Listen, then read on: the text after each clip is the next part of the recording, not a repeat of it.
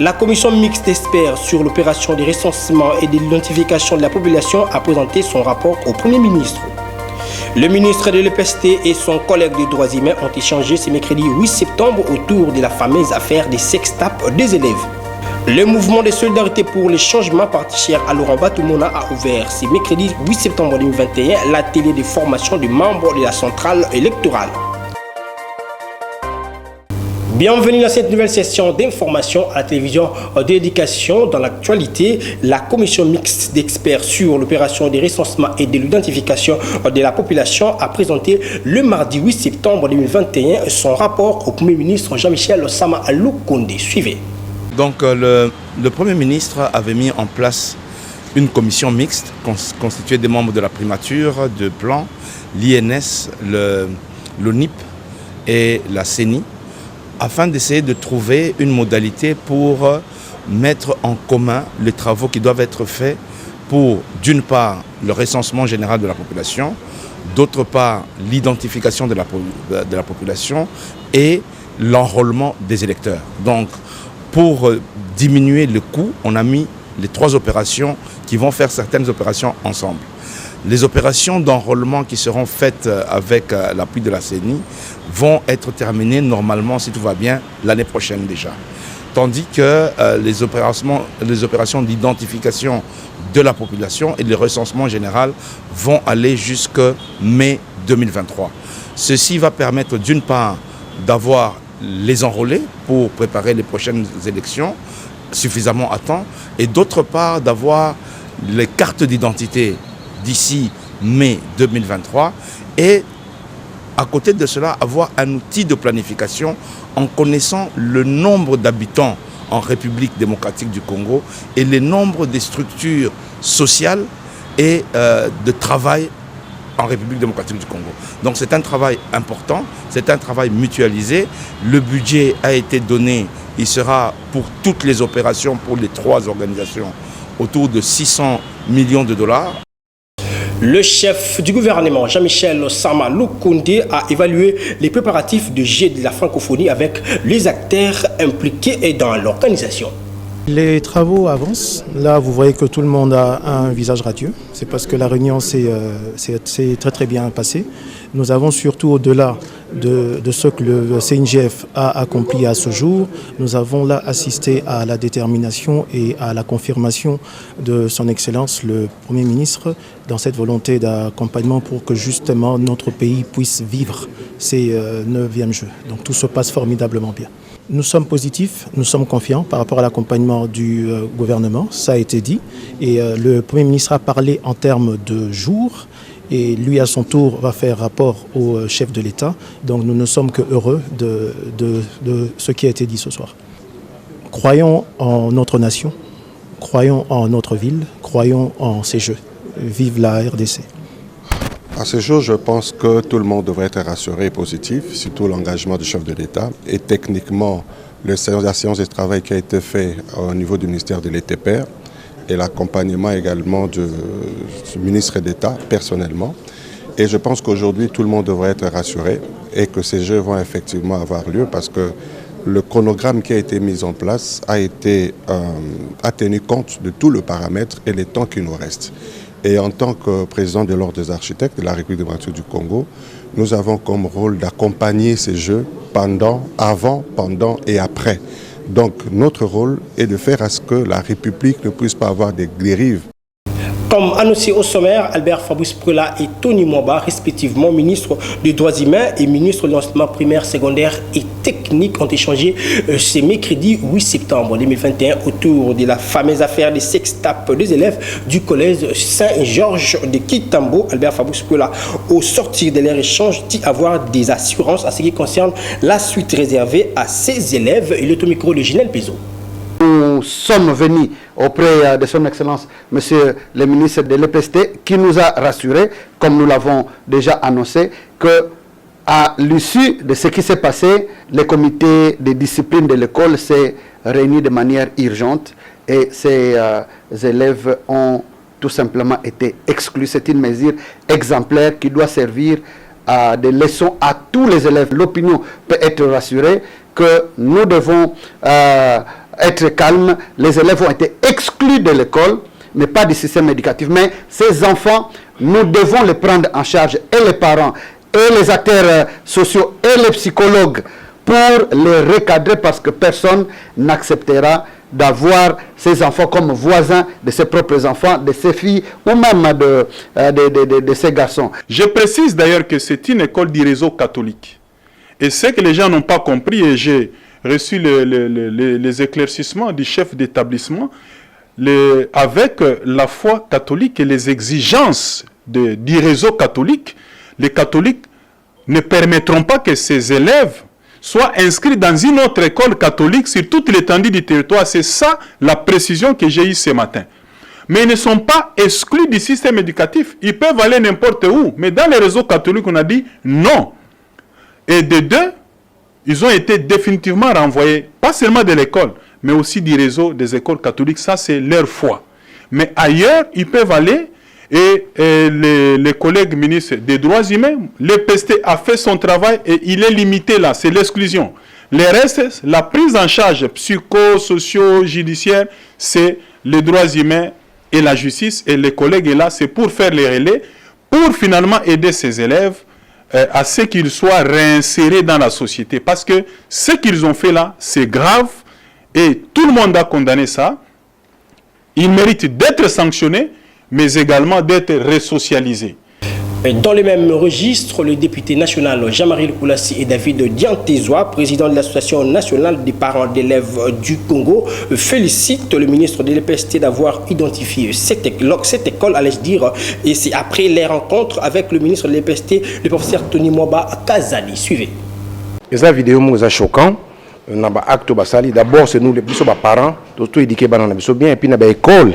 Bacha ba surveillant malamu pour éduquer bana on a bacha ba directeur discipline malamu parce que dans l'école les loyo muto ba négligent le quoi surveillant azalakate ba zo surveillant n'importe qui or que surveillant l'école yene est responsable numéro 1 il y a comportement ya bana. 2 cette vidéo est choquant.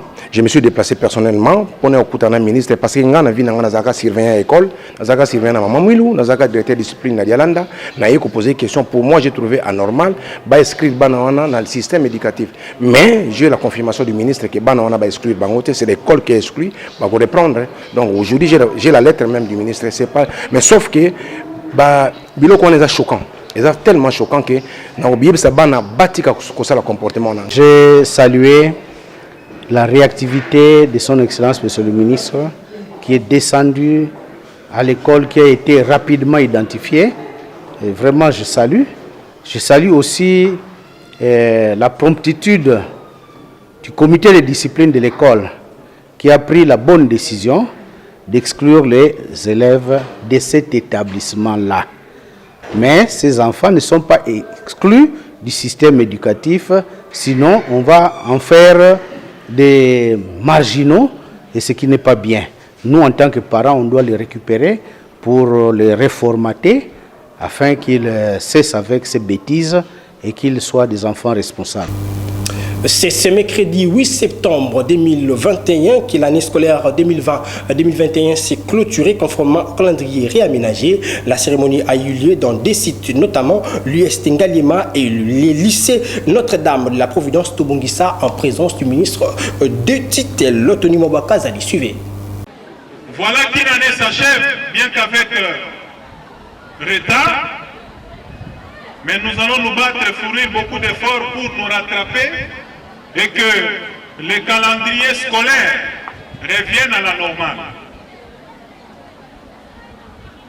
2 ou 3 semaines vont nous séparer de la reprise des classes. C'est-à-dire qu'au moment où nous parlons de la clôture de l'année scolaire 2020-2021, dans quelques semaines seulement, nous allons également lancer l'ouverture de l'année scolaire 2021 et 2022. Je souhaite que l'année qui va commencer soit pour nous une année pleine d'espoir, au cours de laquelle, avec tous les défis qu'on a relevés ici, par la sœur chef d'établissement que je remercie pour son mot de bienvenue, plein de gentillesse, que le gouvernement de la République, à travers mon ministère, va s'employer tant bien que mal à trouver des solutions à tous les défis qui s'imposent chez nous, en termes de surpeuplement des classes par exemple, dans la construction de nouvelles écoles, l'équipement de nos écoles en matériel didactique, en bibliothèque, ainsi que d'autres manuels scolaires. Changeons les chapitres à présent. Le ministre de la Jeunesse, Initiation Nouvelle Citoyenneté et Cohésion Nationale a lancé le mercredi 8 septembre 2021 à Kinshasa l'atelier de réflexion sur la cohésion nationale. L'objectif de ces assises est d'amener la République démocratique du Congo à une coexistence pacifique de ses populations en renforçant des liens de fraternité. Il faut noter que cet atelier, allais-je dire, va durer 2 jours, soit du mercredi 8 au jeudi 9 septembre 2021. Suivez. Au cours de leur entretien, la coordonnatrice nationale de la COI-16 est venue solliciter le soutien du gouvernement pour sa participation à la conférence des jeunes des Nations Unies sur le changement climatique qui sera organisée au Royaume-Uni du 28 octobre au 1er novembre prochain. La nouvelle session de la conférence de la jeunesse des Nations Unies sur le changement climatique COI-16 va officiellement rassembler plusieurs jeunes acteurs du changement de plus de 140 pays et c'est là dans le but de faire lobbying dans les négociations des Nations Unies sur le climat. Djouma Kika, coordonnatrice nationale de la COI-16 RDC, va présenter les documents politiques élaborés par le jeune de son pays et qui sera transmis lors des négociations des Nations Unies sur le climat. Yves Mboukoulou a salué et encouragé le dévouement de la coordonnatrice nationale de la COI-16. Il lui a aussi adressé ses félicitations à la coordonnatrice nationale. Le patron de la jeunesse congolaise lui a en plus demandé d'écrire officiellement au vice-premier ministre, au ministre de l'Environnement, étant donné que la question ressort de son secteur. Rappelons que COI-16 est une conférence des jeunes des Nations Unies sur le changement climatique. Elle sert d'espace pour le renforcement des capacités et la formation politique afin de préparer les jeunes à leur participation dans la conférence, aussi dans l'agenda national du climat. Le ministre de la Jeunesse, Initiation Nouvelle Citoyenneté et Cohésion Nationale, le docteur Yves Mboukoulou, a reçu le mardi 7 septembre 2021 la coordonnatrice nationale de la COI-16. Cette dernière est venue présenter ses civilités au ministre et de solliciter ainsi le soutien du gouvernement pour sa participation à la conférence des jeunes des Nations Unies sur le changement climatique qui aura lieu le 28 octobre prochain au Royaume-Uni. Ginelle Pézo pour plus de précisions. Dans son discours, le ministre de la Jeunesse, Yves Mboukoulou, a rappelé à l'Assemblée l'idée de la cohésion nationale. Il a en outre ajouté que le gouvernement attend de lui la matérialisation de la vision du chef de l'État en ce qui concerne la lutte contre le tribalisme en vue d'une bonne cohésion nationale. C'est un immense honneur pour moi de prononcer cette allocution à l'occasion de l'organisation par le ministère de la Jeunesse, Initiation à la Nouvelle Citoyenneté et Cohésion nationale, de l'atelier de réflexion sur la cohésion nationale dans le cadre de l'hôtel Béatrice. À cette occasion, j'aimerais d'entrée de jeu rendre un vibrant hommage à son Excellence Monsieur le Président de la République, Félix Antoine Tshisekedi Tshilombo, pour sa détermination à toujours œuvrer pour l'unité des peuples congolais dans l'idée d'obtenir une coexistence pacifique des populations de notre cher République. C'est dans cette vision unificatrice qu'il a institué au sein du gouvernement de l'Union sacrée dirigée par son Excellence Monsieur le Premier ministre Jean-Michel Sambou-Kondé, un ministère ayant dans ses missions des questions liées à la cohésion nationale.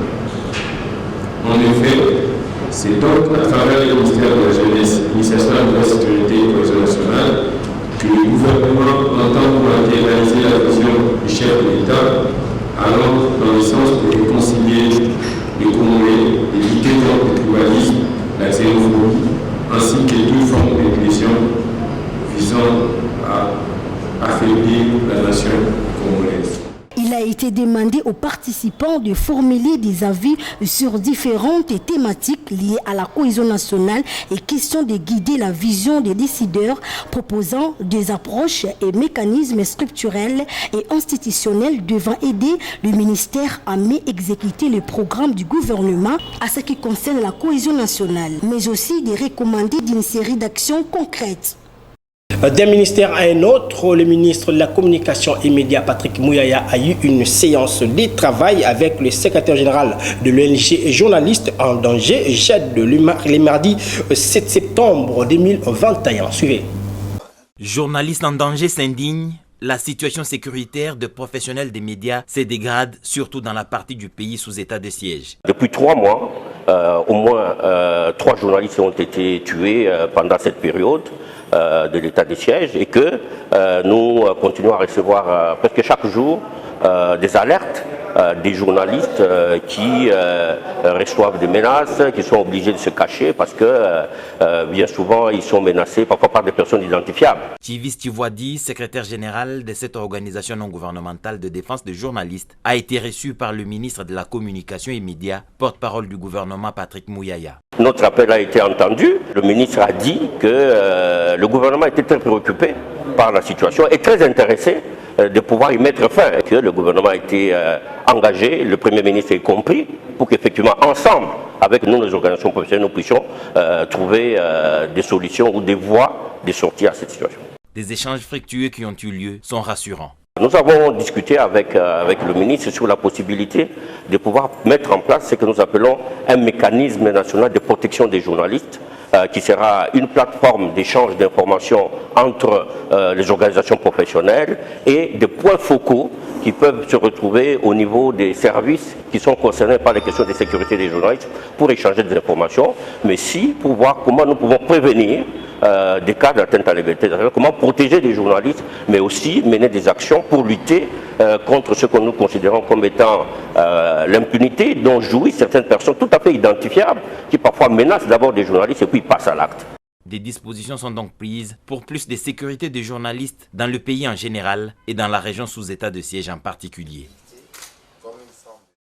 Les mouvements de solidarité pour le changement, parti cher à Laurent Batoumona, a ouvert ce mercredi 8 septembre 2021 à Kinshasa l'atelier de formation des membres de la centrale électorale en vue des échéances de 2023. Naomi Katako et Daniel Ngandou pour plus de précisions.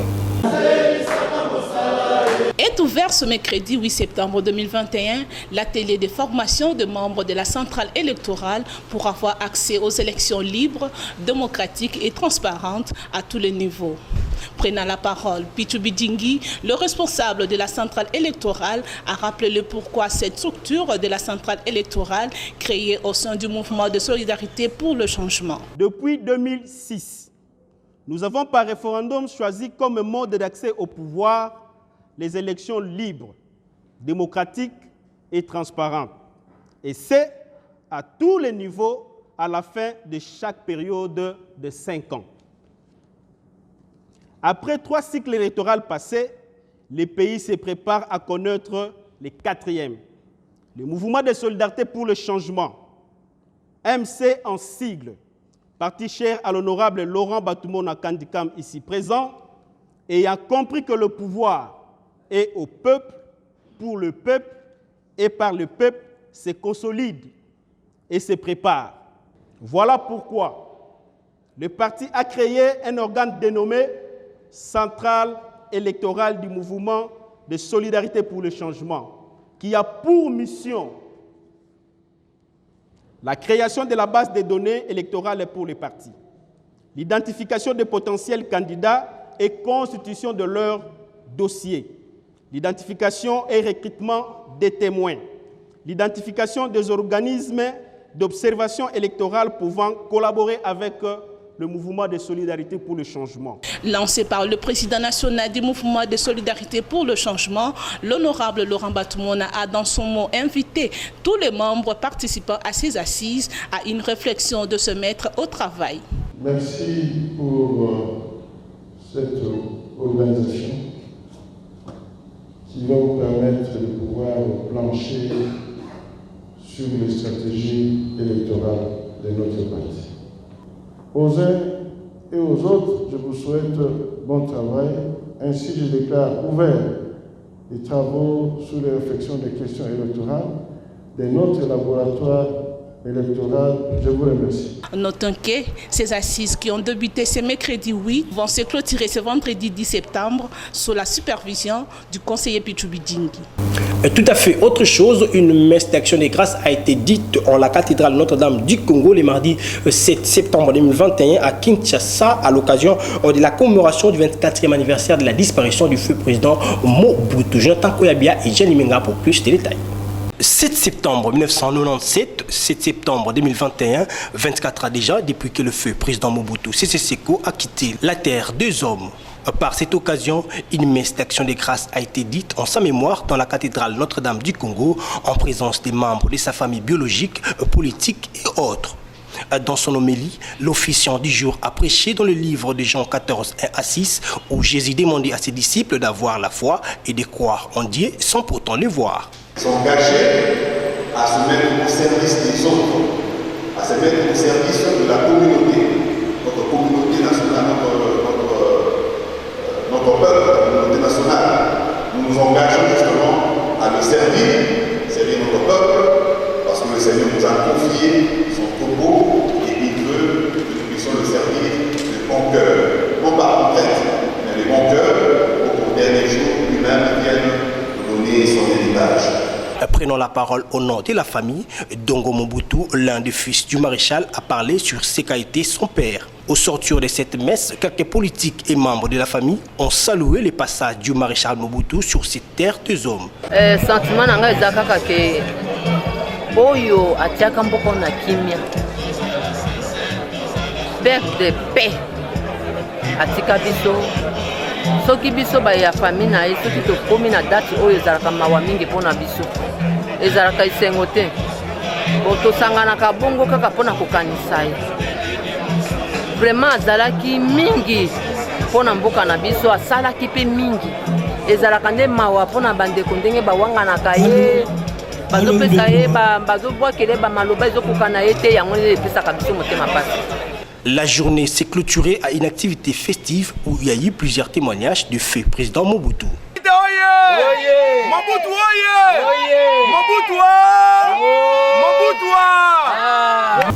Réagissant à ce qui concerne le 24e anniversaire de la disparition du maréchal Mobutu, le député Matadi Wamba parle d'une perte immense pour la République démocratique du Congo pour cette fin. Je vous laisse suivre le député national Matadi Wamba dans ses propos recueillis par Junior Toundele.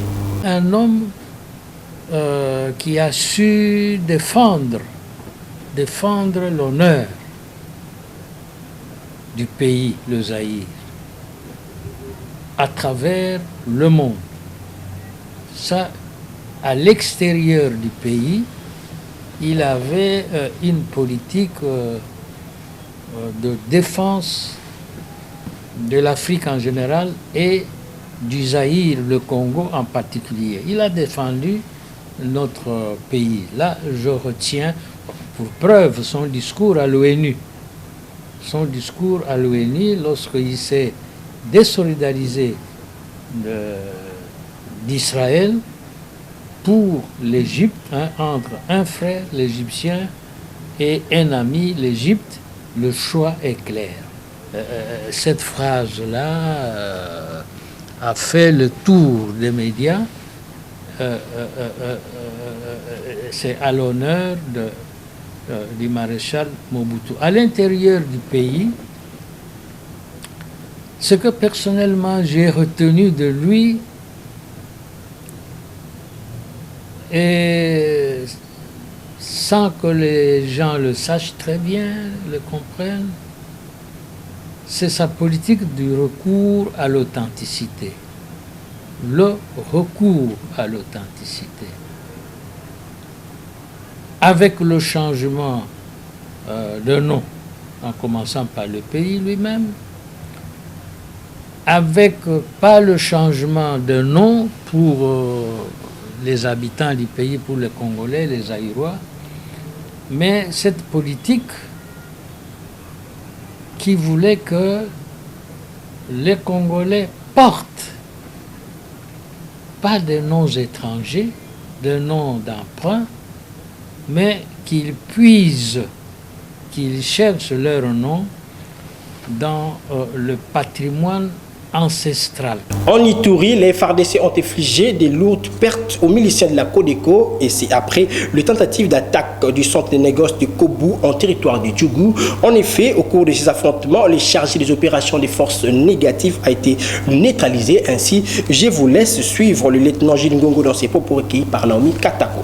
Depuis hier, les forces armées s'affrontaient avec un groupe des Codeco à Kobu. Kobu jadis qui était un des bastions redoutables du groupe armé Codeco. L'ordre a été donné par le commandant des opérations et gouverneur militaire, le lieutenant général Luboya Kashamadjoni, pour mettre hors d'état de nuire Kobu, tous les éléments des Codeco qui ont siégé Kobu et ouvrir la route Iga Barrière Mungwalu. Chose réalisée, le fait final recherché, c'était la libre circulation de personnes et de leurs biens et détruire ces centres considérés comme le centre d'intérêt économique pour ces hors-la-loi qui cherchaient à tout prix. Alors dans leur velléité, ils ont attaqué l'une de nos positions aux alentours de Kobu. Et nous nous sommes affrontés. Les forces armées, votre armée, a eu l'ascendance sur l'ennemi. Après quelques heures de combat, les forces armées contrôlent le centre de Kobu et ses environs, mais l'ennemi est encore visible.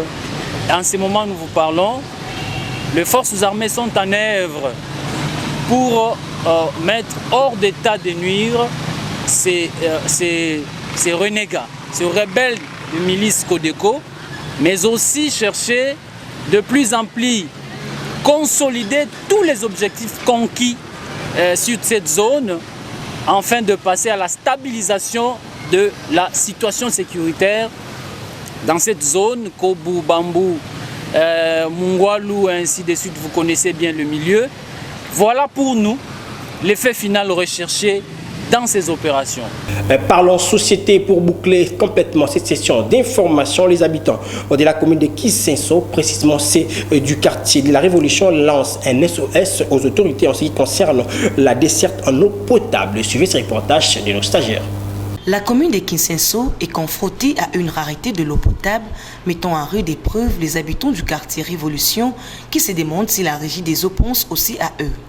Une situation qui est devenue de plus en plus inquiétante et grave pour ces habitants, les obligeant à vivre comme au village. Ces derniers vivent que des eaux de forage, les robinets transformés en statues, les tuyaux délaissés dans un mauvais état, comme si la régie des eaux n'a jamais existé dans cette partie de la capitale.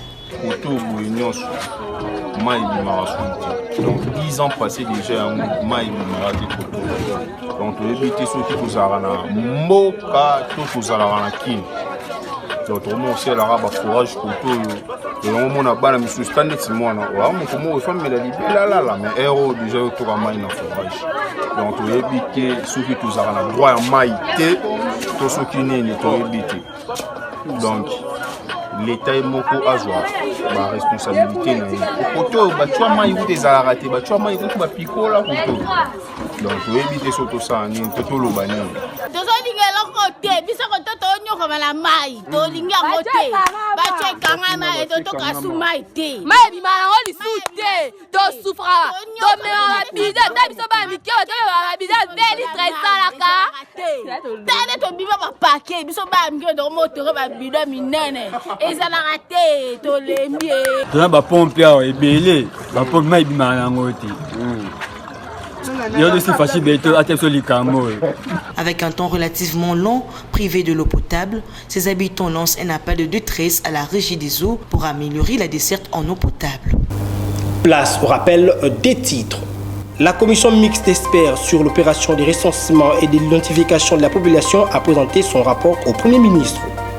Le ministre de l'EPST et son collègue des droits humains ont échangé ce mercredi 8 septembre autour de la fameuse affaire des sextapes des élèves. Le mouvement de solidarité pour les changements parti cher à Laurent Batoumona a ouvert ce mercredi 8 septembre 2021 l'atelier de formation des membres de la centrale électorale. C'est ici que prend fin cette session d'information. Un grand merci à la grande équipe rédactionnelle de CBS Télévision. Cette édition a été assistée techniquement par Chardeline Tieka, Laetitia Malouta et Guilain Mayamba. Prenez soin de vous car chaque jour est une vie. Au revoir.